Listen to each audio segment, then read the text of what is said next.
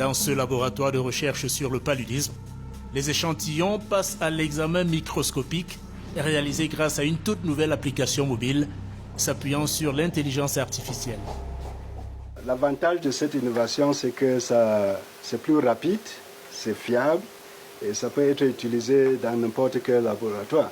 Ça peut être utilisé dans le cadre de surveillance du paludisme ou bien généralement l'épidémiologie du paludisme.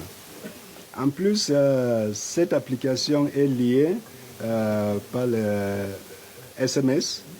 Donc, après avoir diagnostiqué, on peut envoyer les résultats directement au clinicien qui a demandé les résultats. Donc, avant que le patient n'arrive dans son bureau, il a déjà fait la prescription.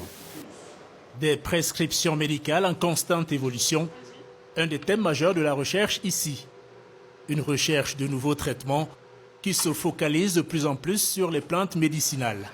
Ici, nous avons Picralima, donc nitida, donc c'est un grand arbre de forêt donc, qui est utilisé pour le paludisme. C'est l'une des nombreuses plantes à partir de laquelle vont être tirées de nouvelles molécules en vue d'un éventuel futur traitement.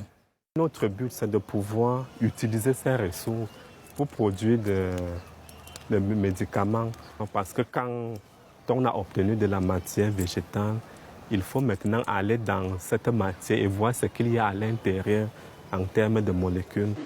Les plantes collectées sont traitées ici pendant plusieurs semaines avant d'espérer en tirer un extrait végétal pouvant donner de nouvelles molécules.